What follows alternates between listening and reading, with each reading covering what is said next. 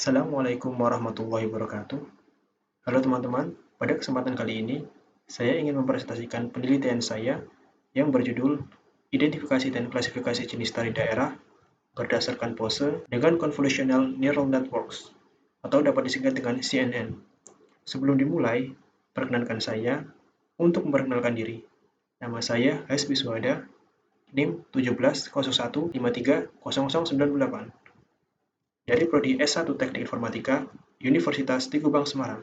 Dalam penelitian ini, saya dibimbing oleh Bapak Dr. Dr. Andes Eri Zuliarso MKom. Dalam presentasi ini, materi akan dibagi menjadi 3 bagian. Yang pertama adalah introduction yang berisi latar belakang, rumusan masalah, dan tujuan penelitian. Kemudian methodology and results yang membahas tentang langkah-langkah dan hasil. Selanjutnya, conclusions berisi kesimpulan dari penelitian yang telah dilakukan. Introduction.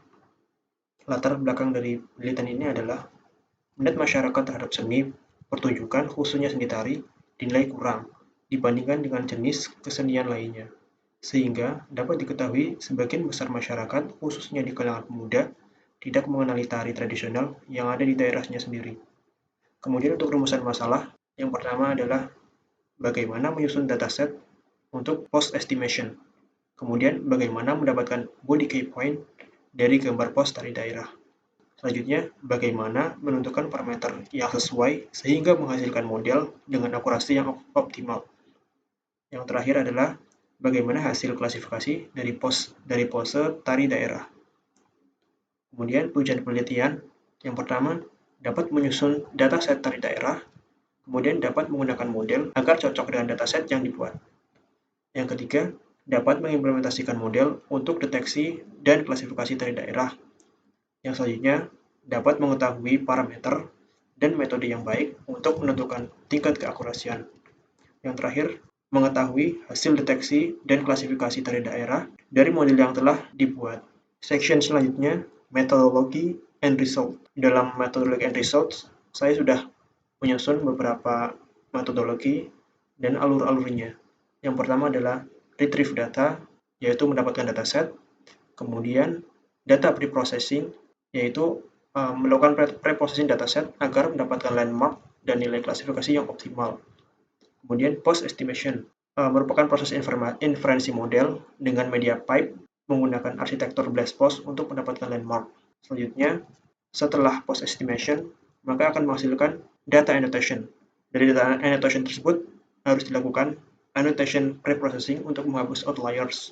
Kemudian, kita perlu menyiapkan model untuk klasifikasi. Nah, dalam proses ini, kita akan membagi dataset dan menyiapkan model klasifikasi. Beberapa model yang akan kita gunakan yaitu logistic regression, random forest, and Kinnear's network. Selanjutnya, kita akan melakukan training menggunakan model klasifikasi yang sudah kita persiapkan sebelumnya. Selanjutnya, untuk mengetahui tingkat akurasi dan performa dari model yang sudah kita buat dan sudah kita training, kita akan melakukan testing. Yang terakhir adalah kita akan menginterpretasikan hasil dari proses-proses sebelumnya. Proses yang pertama adalah retrieve data. Bentuk awal data yang diperoleh berupa video. Video tersebut saya dapatkan dari situs YouTube dengan ketentuan video diperankan oleh penari tunggal dengan latar belakang yang tidak mencolok. Berikut di sebelah kanan merupakan contoh dari kelas data. Yang pertama, tari gambyong, tari topeng, dan tari kekerak anyar. Masing-masing memiliki frame 24 frame per second. Proses selanjutnya adalah data preprocessing. Dalam proses ini, perancangan dataset yang digunakan pada penelitian ini adalah data berupa gambar. Bentuk awal data yang diperoleh berupa video. Proses dalam mendapatkan data hingga melakukan serialisasi video menjadi gambar frame by frame dilakukan berdasarkan referensi penelitian Kishore, yaitu dengan mengambil setiap gerakan tari selama 2 detik dan diserialisasi menjadi gambar, kemudian dikelompokkan menjadi beberapa ukuran batch. Setiap video dari tari daerah dilakukan preprocessing guna mereduksi banyaknya jumlah frame dan menghindari menggunakan pos tari yang berulang. Preprocessing data yang dilakukan yaitu mengurangi jumlah frame per second, cropping agar penari berada di tengah frame dengan rasio frame 1:1. Kemudian mengatur saturasi, sharpening, menyeleksi gerakan tari, dan melakukan sterilisasi video, yaitu mengkonversi video menjadi gambar frame by frame. Bisa dilihat pada tabel di bawah, yaitu jumlah gambar pada dataset untuk setiap kelasnya. Proses ini dilakukan bertujuan agar pada saat deteksi pose dapat menghasilkan landmark yang akurat dan pada saat klasifikasi, model dapat mempelajari landmark dengan baik sehingga dapat menghasilkan akurasi yang signifikan. Proses selanjutnya setelah data pre-processing adalah proses post-estimation atau data annotation. Dalam proses ini, kita akan mendeteksi 33 landmark atau key point dari gambar input menggunakan media pipe post solution. Sebelumnya, media pipe post solution merupakan solusi machine learning yang digunakan untuk melakukan pelacakan pose tubuh dengan tingkat keakuratan yang tinggi. Solusi ini menggunakan arsitektur CNN BLASTPOS yang dikembangkan oleh tim Google AI untuk post estimation. Arsitektur BLASTPOS memberikan fitur human post tracking menggunakan machine learning untuk melakukan inferensi 33 titik landmark 2 dimensi dari setiap frame gambar pos. Berbeda dengan arsitektur yang lain yang menggunakan standar topologi COCO dengan jumlah 17 titik landmark 2 dimensi. Dalam proses inferensi, media pipe post solution terdiri dari dua komponen, yaitu post detector yang berguna untuk mendeteksi manusia yang terdapat dalam gambar, kemudian post tracker untuk mengekstraksi key point dari posisi manusia yang telah di-crop dalam image, kemudian memprediksi posisi dari manusia tersebut pada next frame.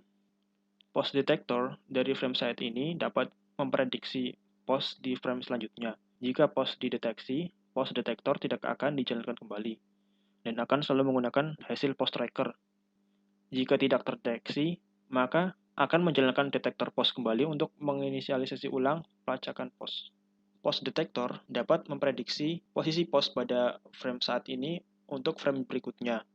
Jika pos dideteksi, pos detektor tidak akan dijalankan kembali, dan pos detektor akan selalu menggunakan hasil dari pos tracker. Jika tidak terdeteksi, maka jalankan detektor pos untuk menginisialisasi ulang pos tracker. Hal ini menjadi logika dasar dari tracking by detection. Tidak perlu menjalankan detektor pose setiap saat, tetapi hanya menjalankan detektor pos saat pelacakan gagal saja. Penerapan dalam kasus deteksi pos melalui video, detektor hanya dijalankan pada frame pertama. Pada frame berikutnya, BLASTPOS akan mendeteksi ROI dari key points frame sebelumnya. Begitupun seterusnya.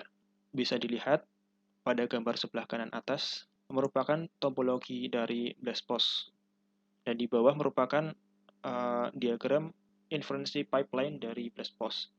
Dan sebelah kiri merupakan post alignment yang diterapkan pada BLASTPOS ini.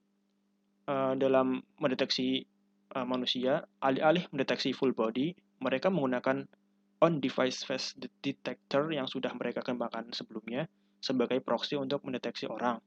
Detektor wajah ini memprediksi parameter tambahan yang spesifik seperti titik tengah pinggul antara pinggul, kemudian ukuran lingkar yang membatasi seluruh orang. Bisa dilihat lingkaran tersebut pada gambar di samping, dan kemiringan, yaitu sudut antara garis yang menghubungkan dua titik tengah bahu dan tengah pinggul, kemudian ditarik garis ke atas. Berikut hasil dari deteksi landmark. Yang sebelah kiri merupakan landmark awal yang deteksi, rentangnya dari 0 hingga 1. Landmark ini masih belum bisa digunakan karena nilai pixel tentu tidak hanya rentang 0 hingga 1. Maka untuk mendapatkan pixel yang sebenarnya diperlukan proses lagi. Berikut sebelah kanan dan bawah merupakan contoh landmark yang dideteksi dari 3 kelas yang sudah kita dapatkan. Ada tadi landmark tari gambyong dan gegerak anyar, kemudian landmark tari topeng. Bisa dilihat pula gambar hasil dari inferensi menggunakan BLASTPOS yang sudah diplot ke dalam gambar. Bisa dilihat sebelah kiri dari tari gambyong beberapa landmark tidak terdeteksi, dan ada satu juga yang pos sama sekali tidak terdeteksi pada gambar. Proses selanjutnya adalah annotation pre-processing. Dalam proses ini bertujuan untuk menormalisasi data CSV setiap kelas dari outliers. Terdapat dua faktor mengapa data landmark dikatakan outliers, yaitu kesalahan dalam prediksi pose, kemudian klasifikasi awal yang salah. Ini diindikasikan pada setiap sampel yang diklasifikasi terhadap basis data hasil dari proses anotasi data. Jika data tersebut tidak dalam kelas yang sama, maka diidentifikasikan sebagai outliers. Dalam proses ini, saya menggunakan library yang disediakan oleh MediaPipe dan dapat diakses melalui link berikut.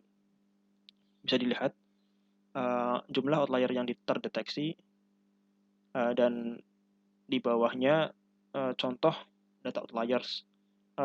Bisa dilihat juga dalam gambar ini terdeteksi seharusnya ini merupakan kelas tari gerak anyar atau TGA, tetapi terdeteksi sebagai tari topeng atau TT. Maka ini akan dikelompokkan sebagai outlier dan akan dihapus. Proses selanjutnya adalah kita akan menyiapkan model klasifikasi. Dalam prosesnya kita akan membagi data anotasi beserta label menjadi dua bagian, yaitu data trend sebesar 90% dan data test 10%. Pipeline ini didefinisikan dalam urutan. Yang pertama logistic regression, random forest, dan k-nearest network. Yang selanjutnya kita juga akan preprocessing data tersebut dengan standard scalar agar memiliki varian data yang sama. Bisa dilihat sebelah kanan diagram proses dari menyiapkan model klasifikasi. Yang pertama kita akan split dataset, kemudian membuat pipeline. Proses selanjutnya adalah klasifikasi model training. Dalam proses ini akan melakukan pelatihan model yang dijalankan secara bergiliran sesuai dengan urutan pipeline yang sudah disusun sebelumnya. Untuk mengetahui performa dari model yang kita training, kita akan melakukan beberapa matriks dari proses ini menggunakan data test. Kemudian kita akan menyimpan hasil training ini dalam direktori untuk digunakan saat inferensi.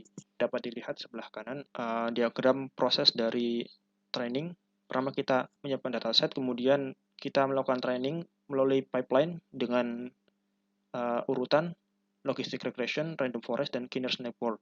Kemudian hasil dari training tersebut kita akan rekam menggunakan beberapa classification metric seperti conversion metric, accuracy, precision, dan recall. Kemudian kita dump to directory untuk menyimpan hasil dari training kita. Nah, proses ini dilakukan untuk mengetahui performa model klasifikasi menggunakan data yang nyata. Model yang digunakan merupakan random forest. Dataset yang digunakan sebagai input terdiri dari dua jenis, yaitu gambar dan video. Sebelah kanan merupakan alur inferensi dari video. Pertama kita akan menyiapkan input video, kemudian kita akan melakukan serialisasi video, kemudian menginferensi setiap frame video menggunakan flashpos, kemudian kita akan mengklasifikasi landmark hasil inferensi tersebut. Setelah klasifikasi output muncul, kita akan menggambar landmark dan class output ke dalam frame video tersebut. Selanjutnya, kita akan menyatukan kembali frame by frame tersebut dan akan disimpan ke dalam direktori dalam bentuk video. Kemudian, di bawahnya merupakan alur inferensi dari testing input gambar. Yang pertama kita akan menyiapkan input dari 3 kelas tersebut, kemudian kita akan inferensi menggunakan post estimation MediaPipe post solution, kemudian kita akan mengklasifikasikannya dan kita akan mendapatkan hasil dari klasifikasi tersebut. Berikut merupakan contoh input gambarnya. Di sini kita menggunakan setiap kelas itu 20 gambar dari setiap kelas tersebut. Jadi totalnya 60 gambar. Proses selanjutnya adalah interpretasi hasil. Dalam proses ini berisi tentang hasil dari proses training dan testing yang telah dilakukan. Yang pertama, proses training model klasifikasi menggunakan beberapa algoritma machine learning. Kemudian akan dibandingkan nilai akurasi, recall, dan precision dari masing-masing algoritma tersebut dalam melakukan klasifikasi data tari. Kemudian kita juga akan menginterpretasikan hasil dari proses testing dengan data baru. Berikut matrix confusion matrixnya dapat dilihat nilai prediksi dari logistic regression, random forest, dan k-nearest network. Jika diamati lebih lanjut, logistic regression menghasilkan error yang lebih banyak, bisa dilihat, dan random forest menghasilkan nilai akurasi yang paling signifikan dibandingkan dua model tersebut dalam mendeteksi atau memprediksi kelasnya. Berikut juga disajikan tabel akurasi untuk setiap model klasifikasi. Dari ketiga ketiga model klasifikasi ini, random forest menghasilkan nilai akurasi yang paling tinggi, dan logistic regression menghasilkan nilai akurasi terendah. Nilai recall diambil dari setiap kelas. Dapat dilihat nilai recall dari setiap kelas yang diprediksi melalui model klasifikasi tertinggi dari nilai Gambiong didapatkan oleh model Kinnear's Network dengan jumlah 0,985 dan terendah didapatkan oleh logistic regression. Pada kelas tari gerak anyar, nilai recall yang paling signifikan didapatkan oleh random forest dengan nilai recall 0,982 dan nilai minimum dicapai oleh logistic regression dengan nilai 0,871. Kemudian dari kelas tari topeng, random forest mendapatkan nilai recall paling signifikan dengan nilai 0,994 dan nilai paling minimum didapatkan oleh logistic regression dengan nilai recall 0,921. Begitu pula precision. Dalam precision dideteksi berdasarkan kelas. Untuk kelas tari Gambiong, nilai precision tertinggi didapatkan oleh Kinnear's Network dengan nilai 0,985 dan nilai paling rendah didapatkan oleh logistic regression dengan nilai 0,940. Kemudian kelas tari gerak anyar mendapatkan nilai paling tinggi pada model random forest dengan nilai 0,982 dan nilai minimum didapatkan oleh logistic regression dengan nilai 0,871. Selanjutnya, pada kelas tari topeng, logistic regression kembali menghasilkan nilai terendah dengan nilai precision 0,921 dan random forest menghasilkan nilai tertinggi dengan nilai 0,994, mendekati sempurna. Kemudian hasil testing dengan data nyata menggunakan input gambar disajikan conversion matrix sebagai berikut. Pada testing ini kita menggunakan model random forest sekarang dinilai pada training menghasilkan nilai akurasi recall dan precision paling signifikan. Bisa dilihat prediksi dari kelas Gambiong dari 20 gambar 13 gambar dideteksi dengan baik dan 7 merupakan error. Kemudian pada kelas gerak anyar 12 gambar dideteksi dengan baik dan 7 error. Selanjutnya tari topeng menghasilkan nilai deteksi paling baik dengan 17 gambar terdeteksi dengan benar. Hasil akurasi didapatkan jumlah dari seluruh total true positif dibagi dengan semua sampel yang dilakukan testing, kemudian dikali 100 menghasilkan 70% gambar terdeteksi dengan baik. Dapat dilihat beberapa contoh. Di sini saya mengambil 2 gambar setiap kelas dan saya juga membandingkan dari prediksi yang benar dan prediksi yang salah.